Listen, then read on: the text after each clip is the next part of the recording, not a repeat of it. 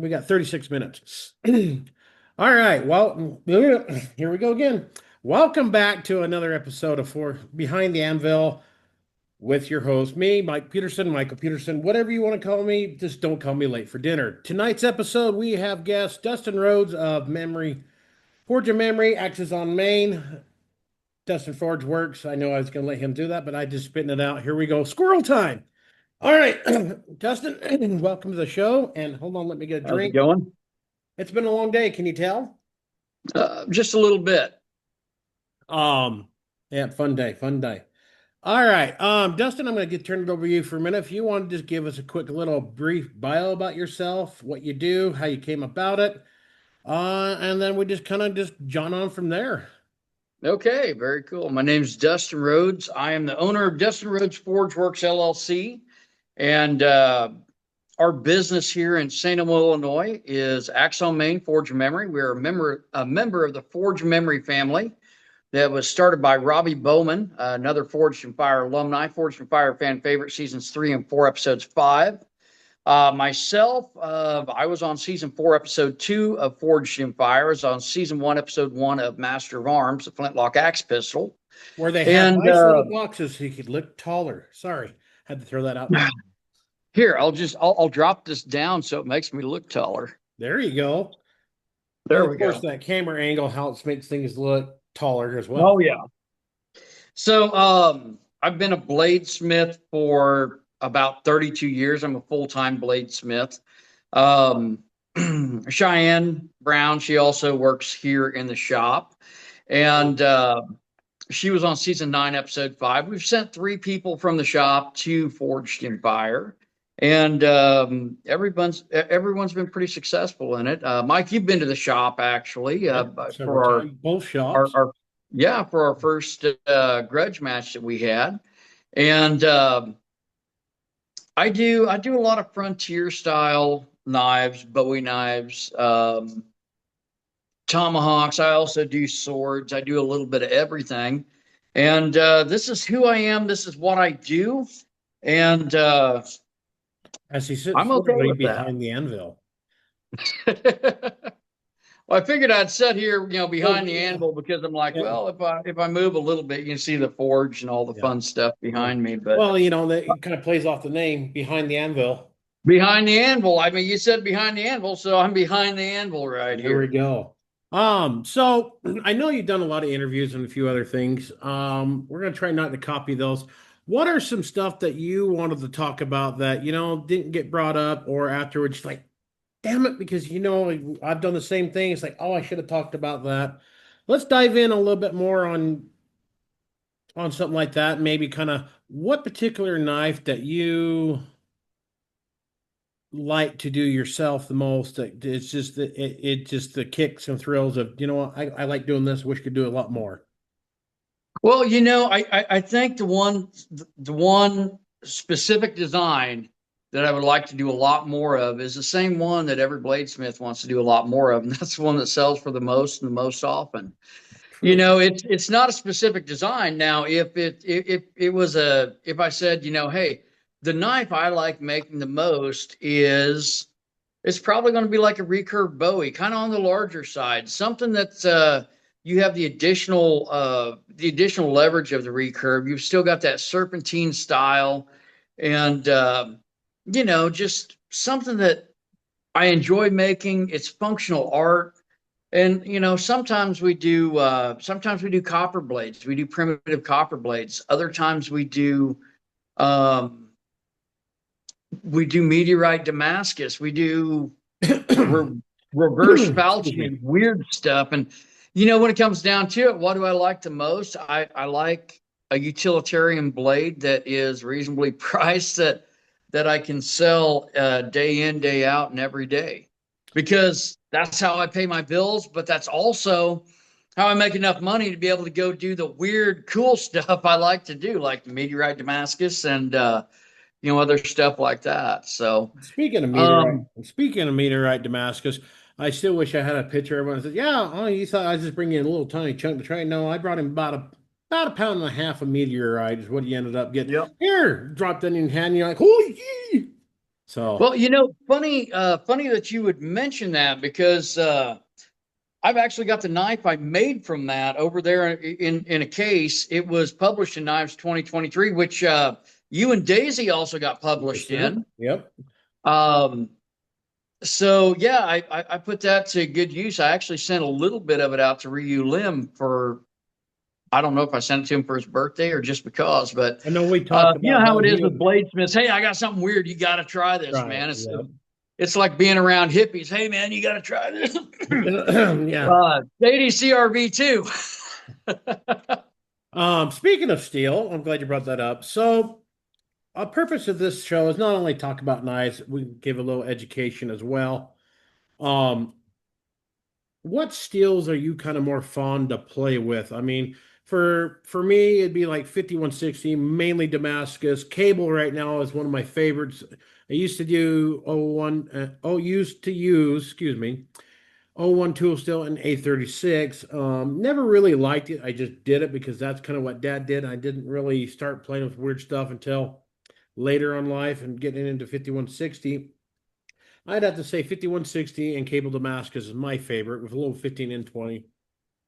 What kind of steel do you kind of prefer as your kind of go-to? I know you're like me a little bit. You kind of look at that scrap out. Ooh, that's gonna make a cool knife. So, Well, Mike, you're right. You know, when it comes down to doing repurposed blades, I mean, I think I've got a fair amount of spring steel right behind me here in front of the forge on the ground. Um, rasp and files, especially doing the frontier style, I do use up a lot of those. I use a lot of buggy spring and leaf spring. So when it comes down to virgin stock, what I like to use 5160. 9260 is a favorite of mine as well. But going into simplistic steels like 1095, 1080, I like using 1080 for swords because it is forgiving, but um, I'm not worried as much about edge retention with a sword as, I mean, mhm. to me it's more of an edge club. Yes, I mean, it's got to be able to take the force and the torque and so forth. So what I would look at, I mean, even I've been 1075 getting would some be. 1085 from Pops and doing Yeah. some cool Hamones with that. Shout out to I like Pop's the Knife way it works. Supply. I like the way it looks once I'm done. Started using 80 CRV2 recently. A lot of my friends, I know Spicy Mike had been using that for a bit, but I got an order for something, so I said, "Hey, I got to order." I always make it a point, order at least twice as much steel as what you need in case something doesn't go right. Not maybe not wrong, but doesn't quite go right. Maybe you want to go a different direction. Um, 1095 is a favorite of mine, just because 1095 is tried and true. It's stood the test of time. And I think about it, how many old hickories I've had that I think about how many of my grandma had that when it came down to butchering a deer or much anything else, something that's easy to resharpen, holds a good edge, and just overall a good utilitarian steel. Now, 1095, if you want to get a Hamon on that, you can. If you don't soak it long enough, you can get some interesting carbide banding Migration. in Yep. that, which looks cool. But I mean, at the same time, I mean, you've got the artistry of it, but you're also going, hey, I didn't do my heat treat maybe quite the way I should have done it. But Yeah. I got to issue a correction. I think I said episode 3 at the beginning. This is actually episode 4. So my correction on that, folks. I remember if at the beginning probably listening. Did he just say episode 3? We already had an episode 3. This is episode 4. So sorry about that, Dustin. I just had oh, to it's all issue a good. correction there. Now, as far as Like I like said, it's a pat, Monday, oh, it happens usually once a week here. right? Sometimes it's Monday for weeks at a time, I think. I've been there, Uh, done that. Now, as Um, far as like doing pattern welded, I mean, I think my first pattern welded was either some mild steel and a file steel folded up, and I kind of got away from the high carbon, low carbon, except for with the meteorite Damascus, where you've got the nickel iron meteorite that's pretty well devoid of carbon, but it's still some tough stuff. It really is, with some cool patterns and it's just kind of unique, it came from space. So, hey, Right. why wouldn't It's you? high in iron and nickel, and I can't remember what else. But that particular meteorite I gave you was some pretty interesting. It came out of Brazil, Yeah. and it has all the great alloys you want in for meteorite to forge, forge well. But this stuff does not like if you have it just on the surface. And Dad will like what he does. He'll just stack it up in a bar, and forge weld it. When he first used part of it, it drove him nuts trying to get it to forge weld together, and it just kind of come apart. I found with this particular meteorite, if you put it in a canister with a 1095 powder, forge weld it down like that. I grind lightly the canister off a little bit, just leaving a little film with a mild steel jacking around there and then stack it back up to kind of give it a little oxygen barrier. So that's what I done, and it worked out pretty good Yeah. and looks for England. And by the time you worked it down and everything and folded it a few times, that mild steel works its way out. Becomes part of the steel, gives a little texture, but you can still see a lot of the meteorite. Oh, yeah. Uh, I mean, like, I do a lot of, I, I do a lot of, just combining different high carbon steels, 15 and 20, 1095 or 1080, something but also I messed around with a few things. The canister, absolutely. I completely agree with you on doing that meteorite up as canister. It seemed to work best. Not the first time I did it, I used way too much meteorite. Not enough And powder. yeah, I had to draw it out some more, clean it up, and then I did it in a second canister, and yeah, it worked out pretty good. Well, by the time I was done, I think I had about $3,500 in the first blade. So it was, hey, it's award winning. It got published multiple times, and I'm proud of that piece. It really am, and I appreciate that. Hmm, That material, you're welcome. Mike. Now, It's got an interesting sometimes, Hannah material on it too. yeah, it's human femur. And like that particular piece, it's weird, and it's a shock value piece. Why did I do it? Because people are still talking about it. It got me published. Exactly. Everyone will be like, you've got to be kidding me. That can't be legal. And it's like, well, if you've got two legs, you've got two femurs. So it's not illegal to have. It's just a matter of how you acquire it, and if you don't pay your bill on here, I might Yeah, get some you more. acquire it legally through retired Yeah, specimens. retired medical specimens. Now, probably the most unusual Damascus I've done next to the meteorite Damascus was actually what I call spirit Damascus. Now, I Mm, already mentioned that I've got human bones, so I actually took the interior of it, and while I was drilling it out, I saved the that memory. powdered human Yeah. bone, and I included that in with the flux. Now, did it actually do anything? Probably not, but it's just that really, that unusual Well, factor. I did if get a clean if weld. I did. if you and you did have a little bit of a crack in that, or was that Cheyenne's? I remember there was a crack in some. I think maybe it was Cheyenne where it escaped out, kind of made some moaning noise or something.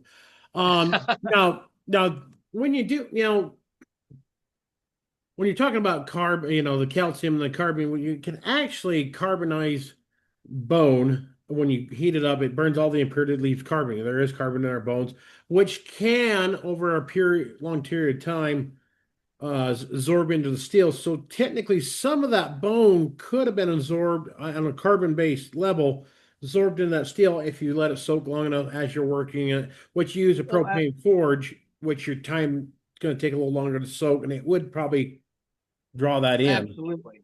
Well, and the other thing is, if like in some of it that I did, I started with a bar of 1095, and then I stacked up fossil Damascus about it, and then mixed some of that bone in with the 1095 powder, and then fluxed over the top. So it was almost like you would do canister, but without a canister. Didn't you do? Um, Was it no? Was Cheyenne? She did the. If I remember correctly, it's been a couple years since you guys done this. I think she tried a little bit, but I think she used a canister on hers, if I remember correctly. yeah, she did. They claim that calcium can help carbon absorption into steel. So I figure, hey, that's maybe got something to it. But more than anything, it was the artistry. Now Cheyenne, she does some weird stuff. Like she did a fossil Damascus blade um, that was a Viking sax style that had original Viking knife blades that had been excavated We had to clean those up real good, but she took those and folded them up, did them as a That canister that turned out initially. really nice. And I think she added a little meteorite that from that in as well. Yep, there's a little bit of meteorite in that one too from that build. So I got a fly it buzz ended in up my being a head. really unique blade. Well, Um, we're coming down about halfway through. Earlier you said something about Frontier. Frontier being like in back when the fur trade and everything else, the Mountain Man, the black Westward powder. expansion and so forth. Yeah. One thing that's kind of cool though, that I learned here a few years ago when the fur trade started and everything, there wasn't really a whole lot of custom knives out there. I mean, you had guys in the Frontier homesteads, they would make something what they would make out of a knife or a blacksmith. But when these guys were starting the fur company, like the Rocky Mountain Fur Company, I can't remember there was like two or three others, I think. But don't Hudson quote Bay. Hudson Bay, yep. That's a Canadian Canucks. Sorry, did I say that out loud? Um, I think you sneezed. Something like that. Anyway, There we go. they didn't really have the only kind of cutlery they kind of had to start out with was actually just what was coming out of Europe. I don't really think there was a lot of manufacturing of knives in the States at the time. I could be wrong again. A lot of those were kitchen cutlery knives, butcher knives that they would get from that was brought in such form to turn them loose out in there. And later on, as they went through the years and they built, they finally picked up different things. A lot of guys did use a lot of flint, the cape and such like that as well, because that knife was pretty valuable because they give me a minute before they could get back in there and get another one or something. Well, yeah, and when we look at the tradition in blacksmithing and bladesmithing, the upcycling, the repurposing, the recycling, however you want, hey, do you really need a sword you captured on the battlefield if you already have one? Perhaps you pick up a couple of them. You've got good steel right there, and it's not hard to take that to your company smith or the local blacksmith and get another knife made or trade it up. And there's documentation of the natives furrowing axe heads with sandstone, basically just abrading it until it cuts it in two, and then taking those pieces and using them as celts. So, taking a full size axe head and cutting it down into three or four celts and, uh, you know, doing the same thing with swords, take that and start working it. You think about how many hide scraper blades you could get out of a saber blade, just like, well, I mean, for comparison, let's say something like the size of an 1840, but it's going to be much, something much earlier, but something that's not like a wrist breaker, which was quite long. And I did have an awesome original 1840 that I wish I would have kept, but Hmm. it comes down to paying bills sometimes if you get injured. So that's Yep, one this of is those the stories. Um, um, but I think that in general, you know, as we expanded westward and as we expanded into the frontier, that there were those who were probably doing some iron smelting, and a lot of it was also probably coming from St. more Louis. than anything, hey, a wagon comes in with some broken springs or you know, just whatever comes in. Hey, what do you got to trade? Well, I've got a couple files here, or at that time you're dealing with simple shallow hardening carbon steels and wrought iron. You're going to have your wrought iron that was used for wagon bands, what wagon wheel tires essentially. Yep, the And rough then going iron. up there, I think there were three or four different grades of iron, if I remember. I was talking to Eric Carlson. I was on Master of Arms with. He was an apprentice gunsmith at Colonial Williamsburg, and he was telling me about the different grades of iron, and it was actually going from wrought iron on up to steel, and that, of course, that wasn't counting cast iron or anything like that. But um, I mean, at times I still work with wrought iron. I've got some wrought iron horseshoe knives. I'm going to put that in quotations, knives. That's the shape they are. I wouldn't want to, if that's the only thing I had, I imagine that'd be okay. But um, that's not the only thing I have. So I'm pretty happy with. was So, having access to good and steel. you mentioned something a little bit about blacksmithing. You've done some of that. I remember you were telling me when you first bought the farmhouse. You guys were you had a little coal shed and such like that, and then needed to get things taken care of. And you guys went out there, and you and Liz went out there and just hammered out, spent all day in the coal shed, burning some dirty coal there, and punching out Oh whatever yeah. you could punch out and everything. Um, what what got you into blacksmithing side of things a little bit? We know kind of know from other things that you talked about in the past of other shows of the Well, bladesmithing, but what got you into the yeah blacksmithing end of it? being poor. What got me into it was being poor. I remember when I was younger, uh, oh my God, we got a hold of a Smoky Mountain Knife Works catalog. And there was all this cool stuff that I couldn't afford. And well, just by chance, my family got into frontier reenactment, hence uh, my favoritism towards frontier style pieces. Everybody had a trade. So I was like, well, there's people making leather goods, there's people doing beadwork, there's people doing all these different trades. And some of them were just demonstrating cooking or over the campfire or whatever. And I was like, I'm going to be a blacksmith. This is cool, man. I'm going to be able to make the stuff that I can't afford to buy.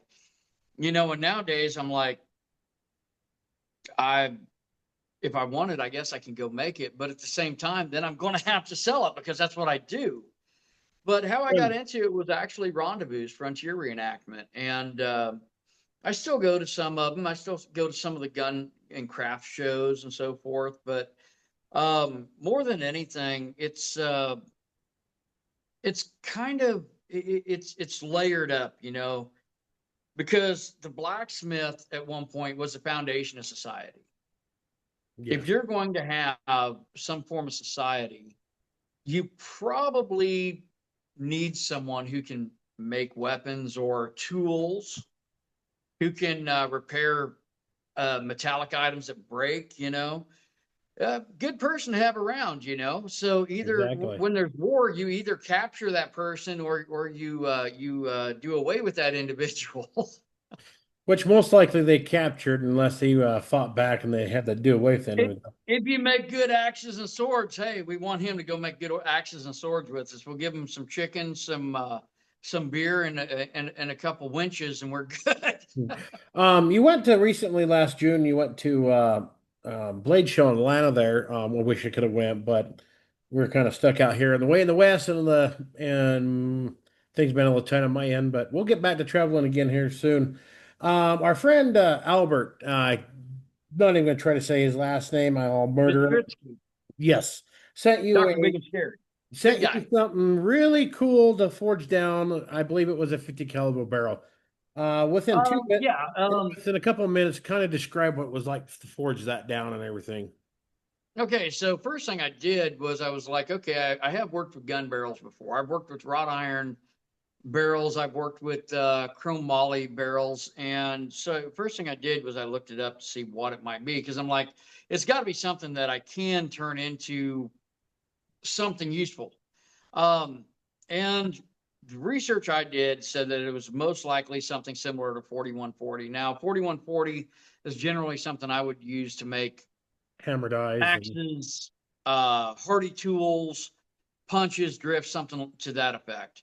And I was like, well, I can make a blade out of it. It's not going to be the most desirable blade as far as edge retention, but I can make something cool out of it. So I thought about it, and I was like, well, Albert's friends with Doug, and I'll make a couple karambits and a couple different things. One of my biggest issues, I tried to clean that barrel out because I wanted to make a tomahawk head out of it. Well, there'd been enough 50 caliber rounds that I'm assuming must have been either copper jacketed. I've heard a lot of them are bronze, but copper alloyed. And welding with copper remnants does not work well. no. With copper in the forge, you're not going to weld well. And so I actually took a section of Atlas Knife and Tool Railroad Spike, which is 1078 high carbon. It's made from 1080, tested at 1078. They said it's a little more exotic, so hey, so I call it 1078. The 1078 spike, I could not get it to weld. I actually trying to forge weld it together, managed to forge the rifling pattern into the center core of that Nice. 1078. And what I decided was to abandon that. I did finish one out, had to use a lot of fill wire, filler material and so forth. Wasn't real happy with that, but I did make a spike tomahawk head out of it. Did a couple Nice. karambits that looked pretty cool. And when I did those up, I went ahead and I split a section of the barrel and had rifling on one side, was still evident, Nice. Yes. which I That's could have very cleaned cool. down. And I tried it on another test piece, and yeah, it can clean down. So I've got a little material left, and I'm actually thinking about taking it, forging it out into bars, and grinding it all clean, so that there's no chance of there being any copper alloy remnants on this, and maybe try to Sanmai it up. I don't know that I'd want to do it as Damascus, just because I feel that if I'm doing it as Sanmai and it doesn't take, it's going to be less frustrating than folding up a billet and then just realizing that I have a metallic sponge of cold shuts, Nice. True. So we're gonna kind of we're getting close on time here. Will you take the next 5, 6 minutes where we want to try to keep this a little more educational at some points, even though we might go squirrel, squirrel, kind of like call them the squirrel moments. That's what we're trying to label them here. Kind of, I don't know, either people that are out there that's watched the show and everything, we've all got it. Hey, that'd be cool. Um, I want to try to get into it. I get that all the time. Where do I start? We both offer knife making classes. You offer your Forge and Memory, come down Railroad Spike. And that's some people I tell them, come try that, and we'll step up and blacksmith knife, and then we'll up to the bigger class. Then take the next 5 minutes and kind of just point out what would, from your standpoint, I know I've talked about a lot. I'm going to turn it over to you. Educational, getting into it, or just whatever comes to your mind. um, as far as like doing the classes and so forth, where should somebody start? I mean, that's what we offer is the forging memory locations, and not only are you forging memory, but you're also doing fun stuff like getting a chance without fully investing into a full blacksmith setup to go to do something creative. Um, is it a matter of where a person should start? I started forging in a hole in the ground, forcing air to solid fuel, and making some cool stuff happen. And I've got to say, for one, that knowledge is power. I remember hearing that when I was watching Saturday morning cartoons as a kid, and it really is. It's about knowing um, whatever you are committing yourself to, whatever you're doing there, you could go further. Um, Education is a wonderful thing if you use it, and being educated about your processes, about your material, and being able to pass that on to others. That's something that I've strived for, and I truly believe this: that if you truly believe that you have mastered, whether it's martial arts, whether it's a craft, whatever if you're an educator and you think you've mastered it all, then you've really become closed-minded at that point. You're not still open-minded enough to be Or learning flexible. more. Flexibility on that, and so let's look at that from a bladesmith standpoint. If your blade is not flexible enough, it can break and it can fail. Absolutely. If you haven't opened your mind enough to try different techniques that you may or may not succeed in.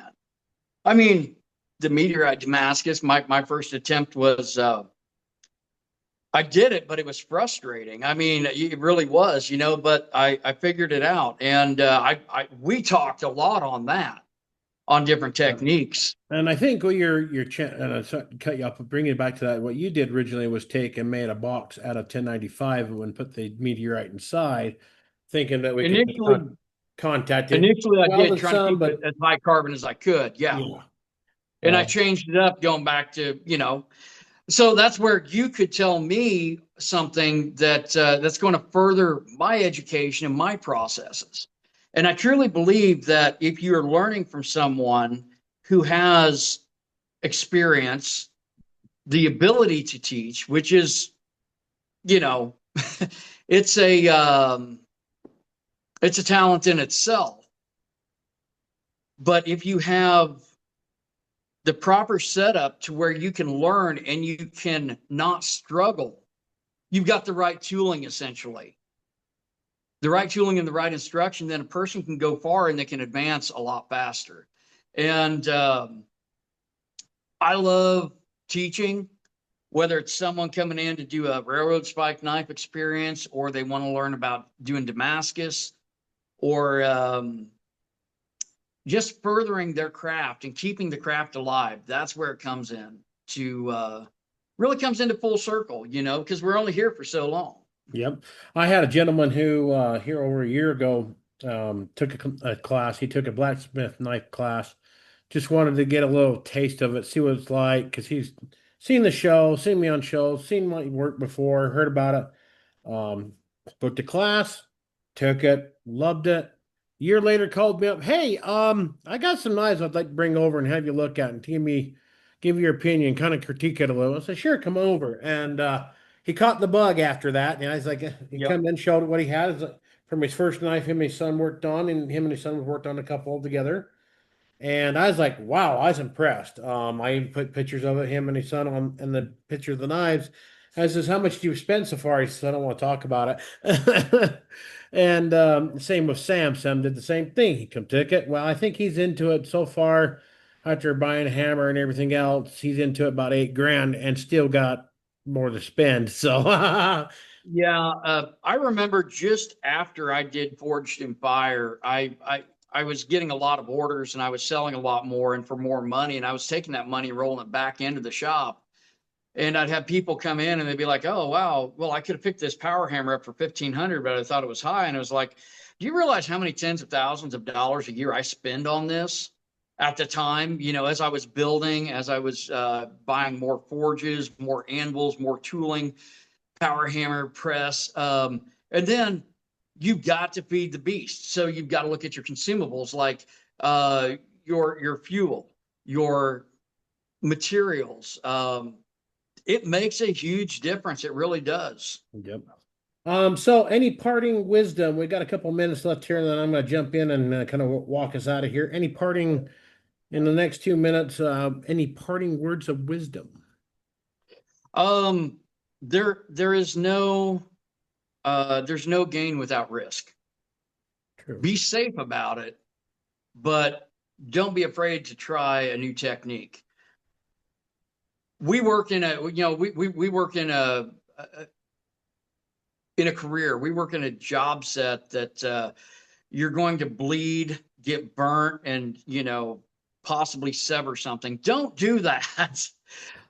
Because it yeah, Or right. stab yourself in front of a customer that might pass out. We'll save that story for another time. That was Yeah, that was I remember that one. That was a cool story. A friend of mine, we'll call him for his anonymity, I'll call him Bike Meterson. Um, Similar to his name, but not quite. Yeah. But yeah, I mean, be creative.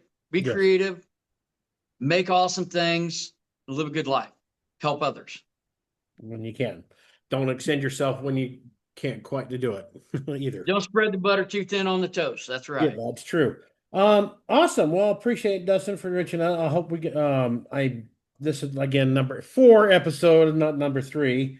Um, so coming up next on the next episode, I believe we're gonna get Cheyenne on season on episode 5 here. Um, yeah, I want to build this up. It's behind the anvil. Tonight we were more bladesmithy than our last couple episodes. Never know where the squirrel's going to take us, where we're going to jump down that rabbit hole. Love to get you back on here when we can spend a little more time. And you guys need to plan out for a trip to get out here. So, yeah. Absolutely. Um, yeah, I can't think of anything else. I'm going to stop this clock because I do have the little thing. So, but as we say here in the shop, America, stay shop, America. I screwed that up again.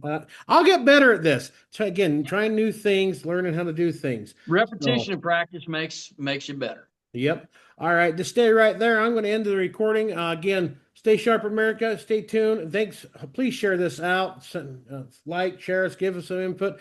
What? 2 more seconds. Two guests you would like to see on this show. I would say Josh Nicolaitis. You already said Cheyenne. So Josh Nicolaitis and